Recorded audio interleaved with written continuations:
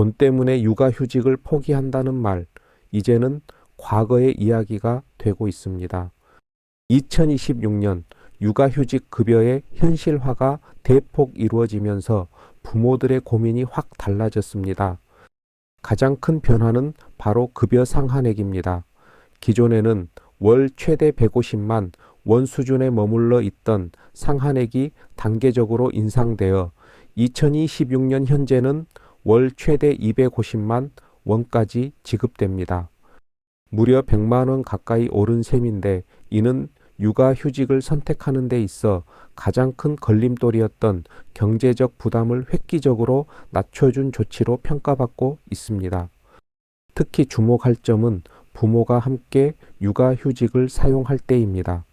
정부가 도입한 6+6 부모 육아휴직제를 활용하면 생후 18개월 이내 자녀에 대해 부모가 각각 6개월씩 휴직할 때 첫 6개월간 급여가 더 높게 책정됩니다.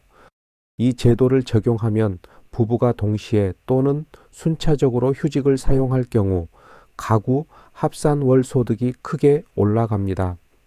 예를 들어 첫 석 달은 통상임금의 100%가 지급되고 이후 기간에도 상한액 250만 원이 적용되기 때문에 두 부모가 모두 휴직하면 한 달에 500만 원에 가까운 가구 소득이 발생할 수 있습니다. 이는 단순한 급여 인상을 넘어 돌봄의 가치를 사회가 인정하기 시작했다는 신호로 읽힙니다.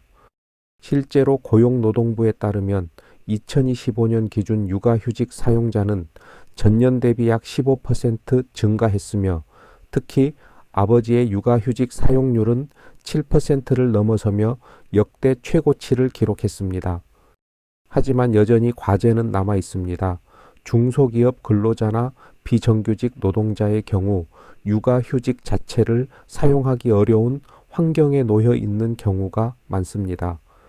통계청 자료에 따르면 2024년 기준 대기업 근로자의 평균 월 소득은 중소기업 근로자보다 약 20만 원 이상 높았고 임시직 근로자의 비율은 OECD 평균의 2배가 넘는 26.9%에 달합니다. 급여 상한액 인상은 분명한 진전입니다. 하지만 모든 부모가 이 혜택을 실질적으로 누릴 수 있도록 일터의 문화와 제도가 함께 변화해야 하는 과제가 여전히 우리 앞에 놓여 있습니다. 이러한 변화는 단순히 금전적 지원을 넘어 육아휴직을 선택 가능한 옵션으로 만드는 중요한 전환점이 되고 있습니다. 통계청의 2025년 출생사망통계 잠정치에 따르면 합계 출산율은 0.75명으로 여전히 초저출산 상태지만 육아휴직 급여 인상 발표 이후 관련 상담 건수는 전년 동기 대비 40% 이상 급증한 것으로 나타났습니다. 실제로 육아휴직을 사용한 부모들의 만족도 조사에서도 긍정적인 변화가 감지됩니다. 한국보건사회연구원이 2025년 발표한 보고서에 따르면 육아휴직 경험자 중 78.3%가 경제적 부담이 예전보다 확실히 줄었다고 응답했으며 특히 맞벌이 부부의 경우 육아휴직 사용 후 복직률이 91%에 달하는 것으로 집계되었습니다. 이는 2020년에 82%보다 9%포인트 상승한 수치로 급여 현실화가 노동시장 이탈을 막는 효과를 보여줍니다. 그러나 여전히 풀어야 할 숙제는 산적해 있습니다.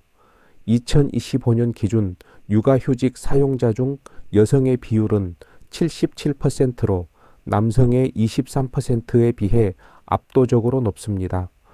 이는 육아는 여성의 몫이라는 사회적 인식이 완전히 해소되지 않았음을 방증합니다.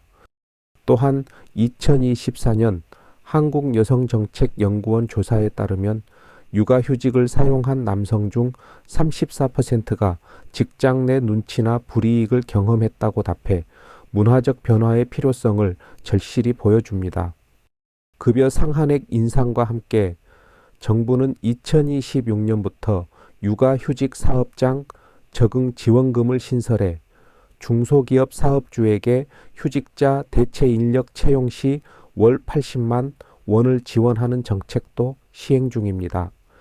이는 기업의 부담을 덜어 육아휴직 사용 환경을 개선하려는 노력으로 2025년 시범사업 결과 참여 기업의 89%가 인력 공백 해소에 도움이 됐다고 평가했습니다.